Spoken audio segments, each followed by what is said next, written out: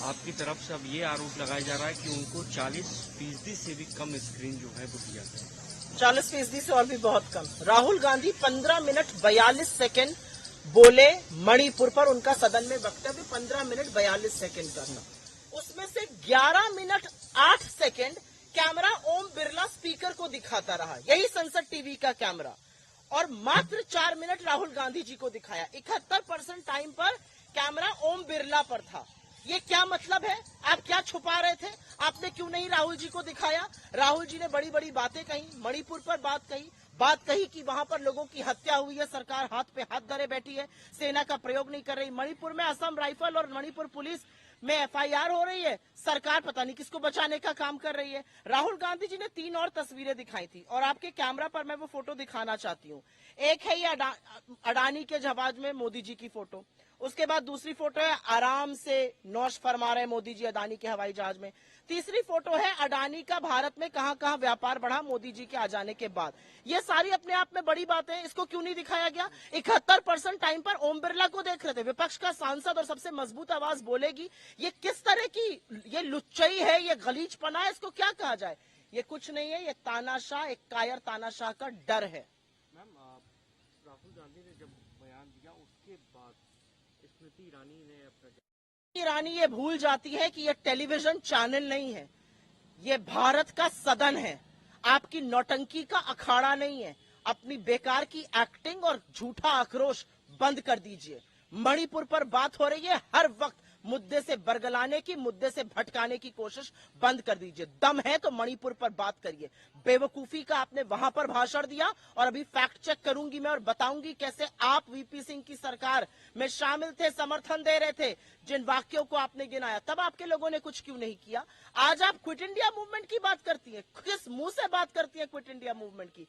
जिस दिन महात्मा गांधी ने क्विट इंडिया मूवमेंट का आह्वान किया था, मौलाना आजाद हमारे अध्यक्ष है, नेहरू, पटेल, आजाद, गांधी गिरफ्तार हुए आज के दिन, श्यामा प्रसाद मुखर्जी ने चिट्ठी लिखकर बोला था कैसे उस आंदोलन को कुचला जाना चाहिए। मुस्लिम लीग के साथ, जिन्ना की मुस्लिम लीग के साथ मिलकर सरकारें चला रहे थे। इनको क्या लगता है इनके झूठे आक्रोश से इतिहास बदल जाएगा? स्मृति ईरानी अपनी बेकार की बातें बंद करें।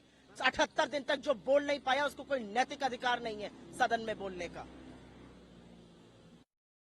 स्मृति ईरानी ये कह रही है कि मणिपुर तो इंटीग्रल पार्ट है, ना अखंडित था, ना है और ना रहेगा। साथ ही उन्होंने ये बोला जो मेज थपथपाते हैं भारत माँ की हत्या पर, उन्हें बात करने का कोई अधिकार नहीं। स्मृति ईरानी एक औरत के नाम पर भी धब्बा है, मंत्री होने के नाम पर तो धब्बा है ही। क्या है भारत माता? क्या भारत माता पेड़, पल्लव, नदी, नाले, पहाड़, मैदान यही है? भारत माता इस देश की जनता है, इस देश के लोग हैं, इस देश के वो नागरिक हैं जो इस देश को अपनी माँ कहते हैं। और 160 वो नागरिक मार डाले गए हैं मणिपुर में। 160 से नागरिक मारे गए, 60,000 से ज्यादा वो नागरिक विस्थापित हैं। हर व्यक्ति में भारत माता है, मेरे में भी भारत माता है, आप में भी भारत माता है। अगर आपकी, आपके समुदाय विशेष की वजह से हत्या होती है तो भारत माता की हत्या है, वो गलत है। और अगर भारत माँ में आर्मी और पुलिस के बीच में लड़ाई मची है तो और क्या खंडन होगा? आप दो समुदायों को आमने सामने आज खड़ा नहीं कर सकते मणिपुर में। एक भारत की बात करते थे, 2 मणिपुर के टुकड़े कर दिए हैं। इस देश के टुकड़े करने वाले नरेंद्र मोदी और इनके ये बेशर्म मंत्री हैं।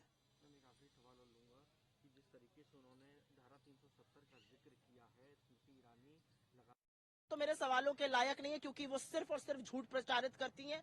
इतनी उनकी बुद्धि नहीं कि सवाल का जवाब दे पाएंगी, लेकिन फिर भी क्योंकि आपने पूछ लिया है तो मैं एक उनसे सवाल रख देती हूँ। स्मृति ईरानी ये बता दे, 370 आपने हटा दिया, आपने जम्मू कश्मीर के टुकड़े कर दिए, आपने उनको राज्य का दर्जा हटा दिया। क्या कश्मीरी पंडितों की हत्या बंद हुई है? और जब कश्मीरी पंडितों की गिन गिन कर हत्या करी जा रही है, चाहे वो स्कूल की एक अध्यापिका हो, चाहे वो बैंक में काम करने वाला राहुल भट्ट हो, जब हत्या होती है तो आपकी सरकार क्या करती है? आप करंट के तार से लोगों को करंट लगाते हैं क्योंकि वो प्रोटेस्ट करते हैं। आप लोगों को डराते हैं, धमकाते हैं, उन पर लाठियां बरसाते हैं। 3.5 महीने से कश्मीरी पंडित यहाँ पर बैठे हैं सरकार से बात करने के लिए। स्मृति ईरानी की सरकार के पास वक्त नहीं है बात करने का।